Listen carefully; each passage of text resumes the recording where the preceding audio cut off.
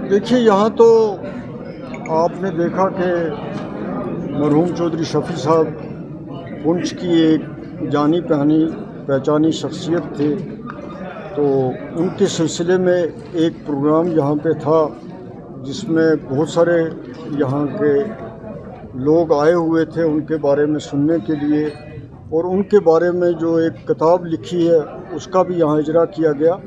बड़ा अच्छा प्रोग्राम था। जो पार्टिसिपेंट्स थे उन्होंने उनकी ज़िंदगी के बारे में, उनकी खिदमत के बारे में तफसीली जिक्र किया। सर, पूछ के जो रोड्स के बारे में बात करें तो काफ़ी खस्ता हालत है, क्या कदम है खास करके? देखें, मैं आपको बताऊं कि जो हाईवे है जम्मू से पुंछ तक की, उसमें रजौरी तक बेहतरी हुई है और वाया देरा गली सुरनकोट तक बेहतरी हुई है, लेकिन सुरनकोट से आगे बुरा हाल है, ठीक नहीं है सड़क।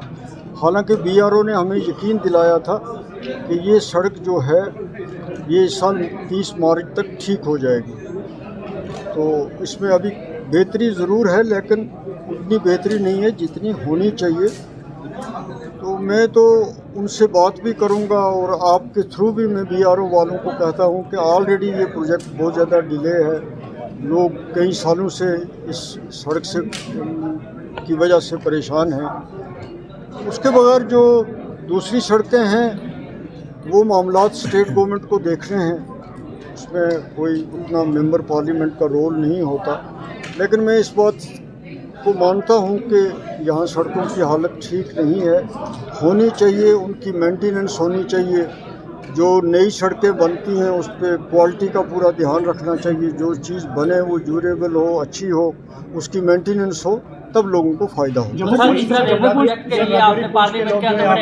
देखें, आप जानते हैं कि ये बड़े प्रोजेक्ट होते हैं, बड़े प्रेस्टीजियस प्रोजेक्ट होते हैं। सबसे बड़ी बात है कि पिछले साल जब मैं मेंबर पार्लियामेंट बना था तो उस वक्त मैंने रेलवे मिनिस्टर को पार्लियामेंट में एक सवाल भेजा था, तो उसके जवाब में उन्होंने कहा कि हम ये फिजिबल प्रोजेक्ट नहीं है तो ये हम रेल नहीं ले जाएंगे पुंछ रजौरी तक। फिर मैं उन पे प्रिवेल हुआ, मैंने उनसे बात की और रजौरी पुंछ के बारे में मैंने पूरे तरीके से उनको समझाया। और कई और लोग भी हैं जिन्होंने इस सिलसिले में मदद की। ख़ास तौर पे मैं इस सिलसिले में प्राइम मिनिस्टर का भी मशकूर हूँ, वो इस इलाके को जानते हैं। रेलवे मिनिस्टर का भी मशकूर हूँ। तो अल्टीमेटली उनको वो अपना ऑर्डर विड्रा करके उन्होंने सर्वे के लिए दे दी। मैंने पहले भी ये कहा था और मीडिया में ही कहा था कि कटरा से आना बेहतर रहेगा ट्रेन का, क्योंकि वो जल्दी आ सकती है। अल्टीमेटली इस वक्त वो भी यही कह रहे हैं। ये बड़े प्रोजेक्ट हैं, इनमें सर्वे में भी टाइम लगता है। ये नहीं है कि इसकी सर्वे रातों रात हो जाएगी, फिर दफ्तरी तवालतें होती है। लेकिन अल्टीमेटली अब रजौरी पुंछ रेल के नक्शे पे आ गया है और यहाँ ट्रेन ने आना ही आना है, इस प्रोजेक्ट ने मंजूर होना ही होना है।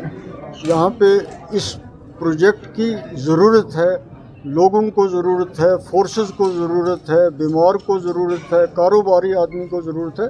तो इस ट्रेन ने इंशाल्लाह ज़रूर आना है, इसने मंजूर होना है। इसकी सर्वे के, इसके DPR के ऑर्डर्स हो गए हैं, उन पे काम भी शुरू हो गया है और काफ़ी लोग गवर्नमेंट ऑफ इंडिया में चाहते भी हैं कि यहाँ ट्रेन आए। गाँव का ही तो मसला है, बेरोज़गारी है। मैं तो खुद ये बात मानता हूँ।